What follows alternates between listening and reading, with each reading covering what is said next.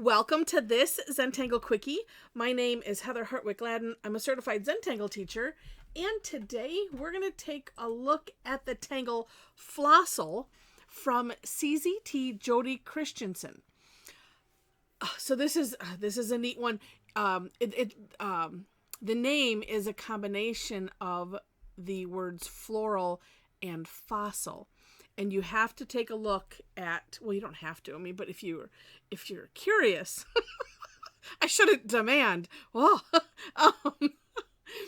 but if you would like to see the inspiration, it is rather neat. So it's in the description section, where it says for more inspiration from the creator of the tangle. All right.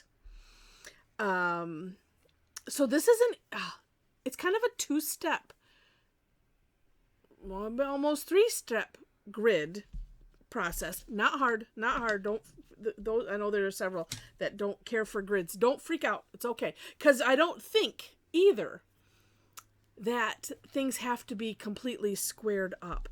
So we're gonna start with and I like what she did. Just some orbs. They can be, as I'm looking, they're more of squashed orbs, and so I'm gonna start. I'll just start here. So kind of like an oval-ish. I say squashed orb for the same reason that we say orb. Too much pressure to make it, perfect. And so words matter. And so I work to make sure that, we have non-perfectionistic related words. Okay, so your squashed orbs however you want them, and I think I'll just go to the edge of this. Then we're gonna put a grid behind it, and it doesn't have, like I said, it doesn't have to be squared off, so don't worry about it, but we're gonna hollowbow behind these squashed orbs. And so by that, if you don't know what that means, you say I'm drawing a line, kind of aiming for center. And so you pick up your pen, travel it across, put it down on the other side, and continue on. If I'm kind of aiming for center to center, so if I don't have a straight line, it doesn't matter. Okay. And my biggest concern is just making sure that I don't go into the squashed orb. And of course, we're going to turn it and do the same thing on the other side. Move this. It's an easier path to center-ish, because it's a smaller place. All right. And let me finish off that one. There was... Nope. Just there. I tapered it off. Okay. So now we're set. And the next part, grab some caffeine, because this one, or if you already have a jiggly hand, this part is for you. And, well, if you do have jiggly hand, don't worry about anything, because as long as you do it consistently, that's a good thing. So this part, I think I got the flavor of it. But I think I was maybe more, I don't know what the right word is. Regulated? No, that's not the right word. I don't know. Here's how I'm doing it. So what we're gonna do? Let's just do the one first, because I'm looking at the sample, and these things. This can be more like really abstract. So I'm just gonna start here, and with the jiggly hand, I'm just encompassing that orb. So these are the centers of the flossils. And then, and see, like I kind of made it like jiggly squares, I guess. But looking at her sample, again, just don't worry about however you end up wanting to do it. Just do. Running off the page. And so I'm using one side, as, it kind of goes for both of them. I'm not sure to do, let's see, hold on. I can't apparently do it and talk at the same time. And I'm kind of rounding it off. If this is a bigger grid, you might have less to worry about. And then I think what I would do is maybe just fill that in solid. I don't know yet. But I kind of like the idea of just letting whatever happens happen. And so I'm kind of doing it like, the tangle name is escaping me. Kind of, sort of like boulder builder, where you're just creating blocks, whatever size, shape, and all of that. So again, I'm just trying not to worry about it because it's gonna turn out neat anyway. All right, now that I've gotten all of my fears and things out of the way. I just realized I'm like, sheesh, talk a little bit more about that, Heather. Okay. Anyway, from here, we're going to put from the center, and I'm just going to use this really nice big one. We're just going to put some lines. The way I've been doing it is going, to the center, dividing this in half, and then in half, and in half again. And doing that in each section. Now, depending on your section, you don't have to do it that way. You can put more in. Again, take a look at Jodi's samples. And some of them have 2 lines. Some of them have more than that, it looks like. And it's just however you want to do it. And this is a really, really nice one. If you are using this more as, a meditation. Well, and even if you're not, if you're like me, it's like I just enjoy the side effect that it creates, the meditative benefits after doing it. I don't necessarily seek out, okay, I'm gonna meditate, and so I'm gonna tangle and do all that. I just like to tangle, and like I said, that's why I call them side effects. And so around each center, we're gonna do this. And the reason I was bringing up the meditative aspects is because this one is so nice and repetitious. And you don't have to look back at step outs to say, wait, what was next again type of thing. It's just very, very, very nice. Okay.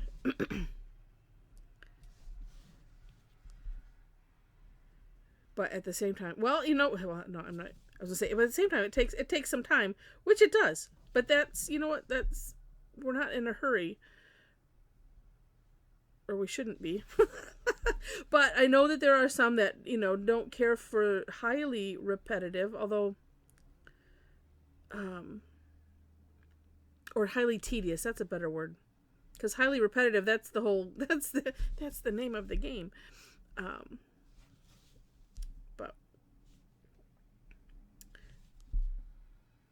We are all unique and different in our likes and not so much likes when it comes to Zentangle stuff. And one thing that I'm doing is I'm aiming. I'm pretending, okay, here's probably, I'm aiming for like the other side of the grid. But let's see. This one is a little bit dicey because I went underneath. So this could be hollow out underneath. It doesn't matter. Some of them I was just trying to use, okay, this is the edge, because of the next step, which is going to be rounding all of these.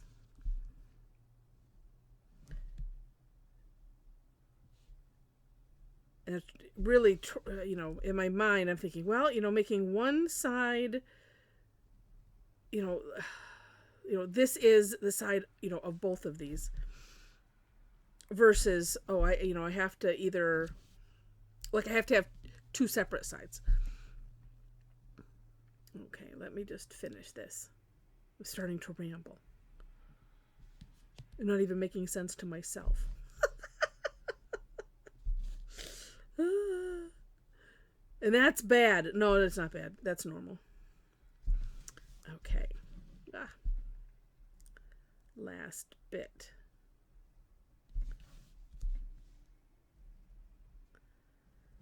Okay, now we will start the rounding.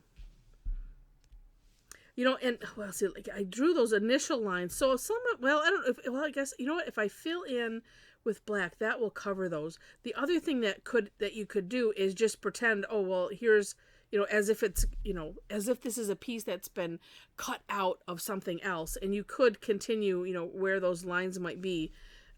That is another option with this. Okay, if you do not know what rounding is, it is a tangle enhancer whereby, well, and it's a lot easier to demonstrate. Oh, here's a nicer place.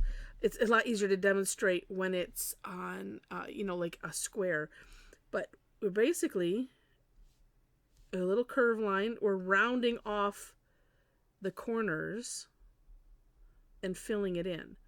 Now, something like this, it kind of becomes a little bit of a challenge because we don't have corners per se. So you could really think of it also as, you're just thickening that end.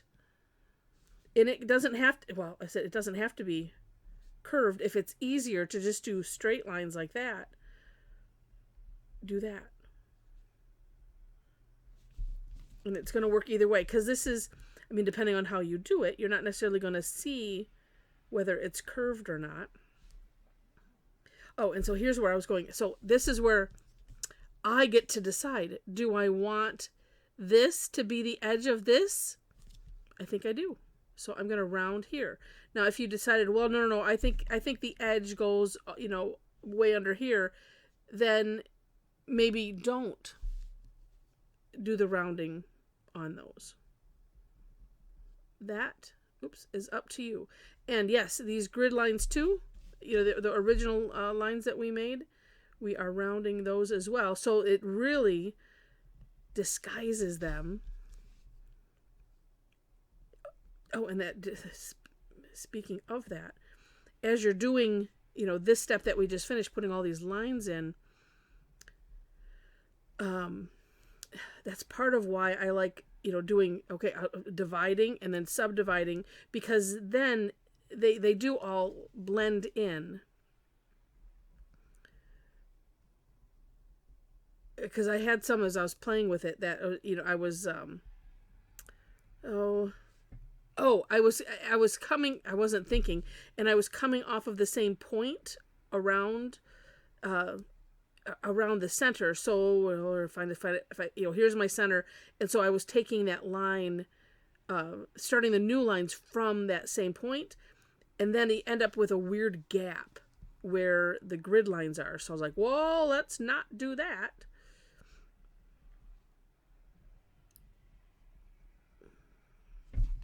Okay. And you see just how neat that is. It's really, really cool. So we're going to do this to the rest. I'm going to tell you about some stuff, and I may hit pause. So if you are tangling along, just know that at some point I might say, okay, we're going to pause this and come back. But I will take the opportunity while I'm doing this to mention things I'll say that I usually save to the end, because I'm one that will, I've heard all that before. Okay, bye-bye. And that's okay.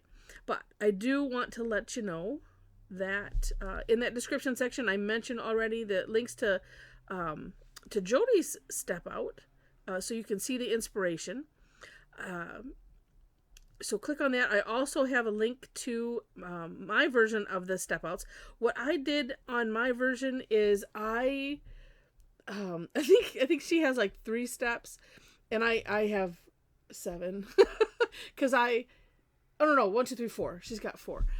I needed to work out the grid part, and so I was like, well, if I'm going to work it out, I might as well make steps for each section, so that way if you have trouble sometimes like I do, it's like, okay, how am I going to do that exactly? Well, that's what the step outs are for, so that's what I make sure to do. So I just took it apart a little bit,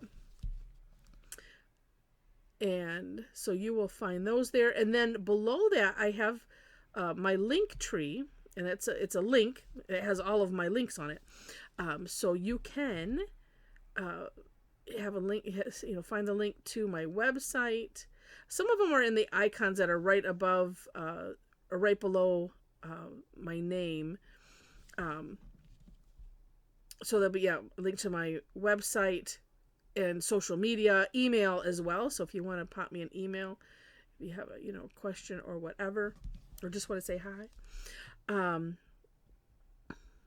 Also, link to my Facebook page. So if you are interested in classes, I post them mostly on Facebook, but I also have a couple other links on there to Eventbrite and Meetup.com. So if you happen to be on those platforms, they're both free. So you can always, sign up for, free accounts at those places. And follow me for when I post classes. I do teach twice weekly, Tuesdays and Thursdays generally, unless there's, a holiday or something, that's on a day. And then we just generally, I work to reschedule, when possible. Look at how neat that is. Oh, so cool. All right. But a lot of the classes I do are free.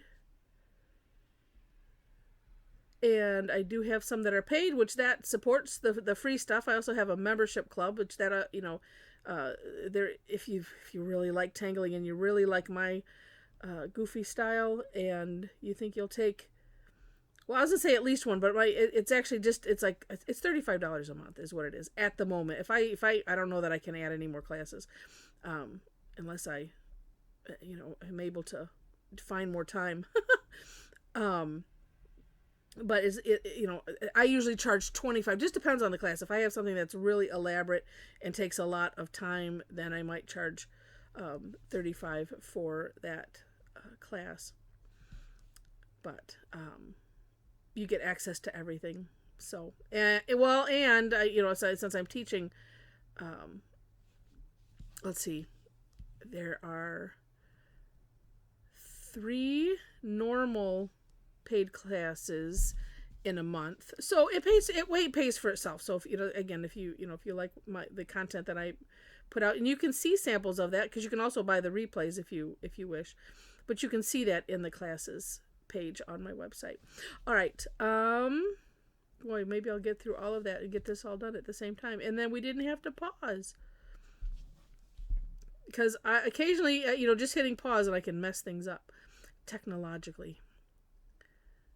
All right. And I didn't check to see how much space I had left on my hard drive the other day. I think maybe it was just yesterday's, where I had to put a whoops in there because the computer, all of a sudden it shut down. I'm like, oh, good. Well, I'm sitting here yapping on and nothing's being recorded. And I like to do these in one take. Error, or I should say, warts and all, whatever happens, because that is what Zentangle is about. Whoops. Is that. Okay, good. Just have one more. Look at how neat that is turning out. It is just screaming for a line ... but I'm not going to do it. Okay. So you might naturally have some places like this where it's a lot more filled in, just because, there was an intersection there. Did I already start these? I don't know. If I did, it's okay. Let's see what else is on that link tree of interest. Oh, well, probably really the most important thing is our Facebook community page. So if you would like to hang out with some amazing tanglers, amazing people, period, and you're on Facebook, come and join us. We have a lot of fun. And I'll say that link is there. You will have 4 questions to answer to gain entry, though. Just letting you know. And ooh, look at that. We're done. I think. Nope. Almost. Oh, it's just so neat. Okay. And then 2, and I think that's it as far as, you can, the link tree is pretty self-explanatory. It's a really, really neat tool. If you have a lot of links, I'm just using the free, what they offer up for free. And it's a rather, rather neat tool. All right. So one thing I'm looking for is I have some place. Well, and it's really because of the way some of my edges are kind of jagged. But what you could do is if you feel the need and you need to smooth some things out, of course, you can.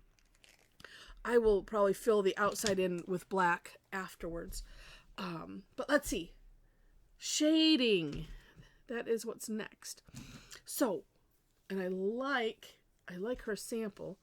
Let's see. Oh, it looks like on one sample she had, and maybe these are just really small, but they almost look like they're filled in. So that is, of course, up to you. I am going to shade around them.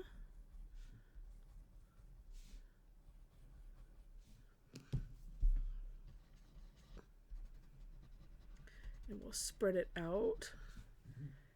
I really like what she did, and I think that mine might be too small because I like what she did in her with her shading, and we'll see how many I can get. But she has shading going up these lines. Looks to be on either side, but let's just see. Well, let's try we'll do this first one because it's big. But if we put the graphite on the line, and then we can kind of spread it to either side. That should work, hopefully. These ones I'm a little, don't want the graphite remorse, but I actually have a backup thought on that. Now, one thing I have noticed with the Tortillion is if I do a scooching motion this way, it seems like it stays narrower versus if I go this way. And especially, I'm not going to do little circles because that will spread it out further. But I just want it to be kind of even. Look at that. On both sides. And at least to start there.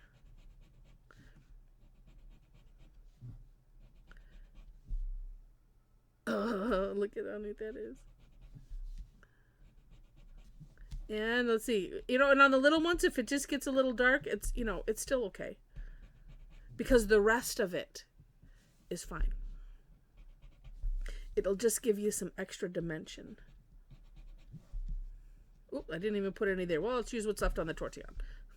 And there's an idea right there. Save the smaller ones and use what's left on your Tortillion. That's probably a good idea. Look at that. The difference. Oh, so cool. All right. Well, we'll just continue on here. Yeah, like I said, this one I'm gonna leave those little bits for what's left. Let's see how that works. But just putting it right on.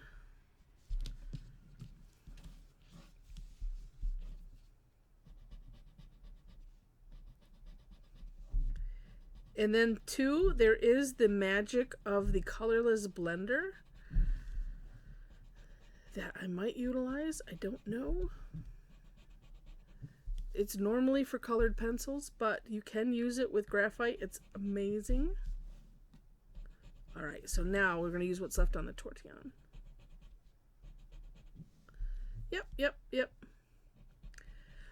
One thought as I put my Tortillion went in the inked part. Not a bad idea to let the ink dry. Look at how cool that is. Okay. Just because sometimes, and it depends on the paper you're using, these tiles the Zentangle tiles are a cotton paper, and so sometimes if it's wet, then it'll start pulling up everything, the paper. Let's just do this. Although I am enjoying doing them one by one, and I probably shouldn't get ahead of myself.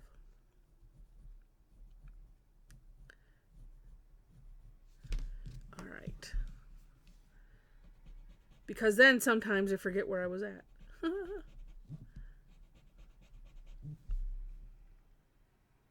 Oh, just really, really neat. This will be extra cool on toned paper because then you could, in the center of these, put, well, you know, and I probably still could.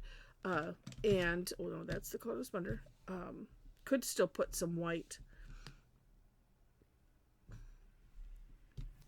you know, in that center. Well, you know, we can try it and see what happens. Because sometimes, even if you're using, you know, a white tile, and this is really, it's off-white, it's not, you know, like bright white.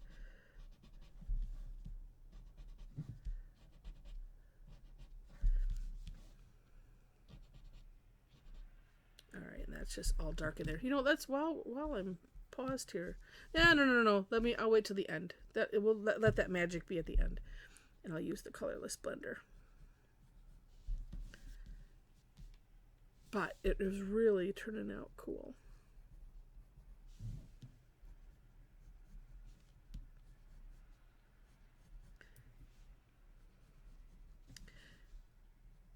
This is one where I think some people might say, oh, it's like doodling. Well, kind of, but, you know, the difference, I haven't gotten on this soapbox in a while. So pardon me while I do for a moment. The difference, if you didn't know, is that in Zentangle, you know, everything is on purpose. There is, you know, intention with every line, you know, every stroke. Even if it's a wiggly line, there's intention behind it. And with doodling, it's just, you know, it's kind of like scribbling or whatever, but it's more mindless than you know, mindful. You know, so it depends on what you do.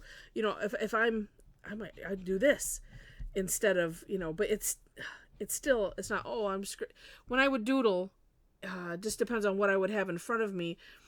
Usually it's something that has words or something on it already, like a scratch pad, and I would start with the words, and maybe I would, you know, fill in some sections, you know. I would maybe, you know, now I have terms for it, or maybe I would aura it.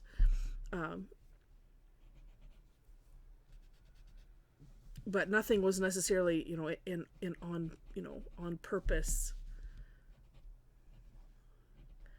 type of stroke. It was just kind of going with whatever the feeling was, and it's not a bad thing, but it is a differentiator with Zentangle.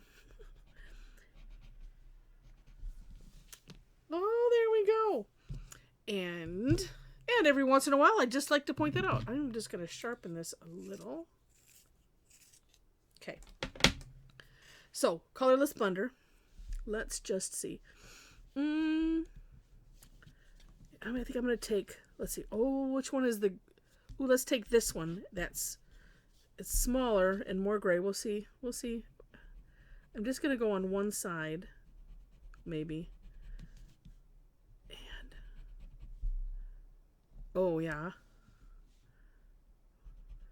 I want to watch the screen and this at the same time. I was trying to do just one side, but I'm kind of ending up just over the line. Do you see that?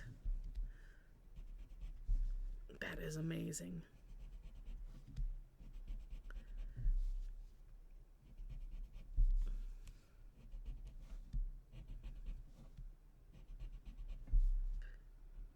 And then where it's, you know, the lines are closer together, look at that. You can just add that differentiation.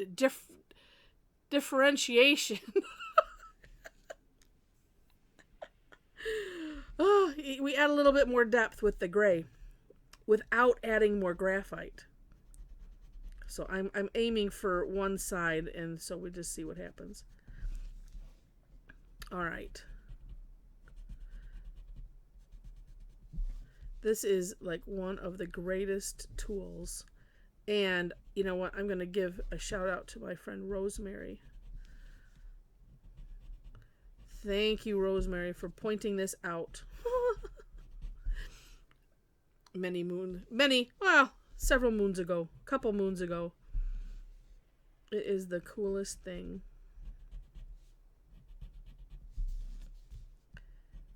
And especially if you want to get into little areas, because that's so you can sharpen this. And it's just like a plasticky substance, and it is fantastic for the colored pencils, because there's not really a way to you don't use a Tortillion with them because well, you can, but it doesn't move the same, and this just makes them blend together so neat. Okay, I did 1/2 with and 1/2 without. That is so cool. Could even just go around that a little bit, just to add a little extra depth. So neat. So neat. Well, I will finish these after. I think I gave all of the information that I ever wanted and more while we were doing all of this. So, that's just so cool. Well, I hope you enjoyed it. I'm going to continue while I say that. I hope you enjoyed it. And if you did, this is the one piece I left out. I would love it if you click the like button. And if you liked it enough to see more, would love to have you be a subscriber to the channel. Feel free to, share it, leave comments, all of that. Oh, look I didn't even do anything here. If you were shouting out, I'm sorry I didn't hear you. You missed one.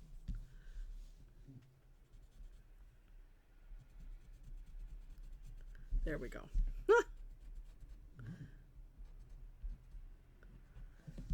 Oh, that's just so neat. Okay, so again, like, share, subscribe, all of that.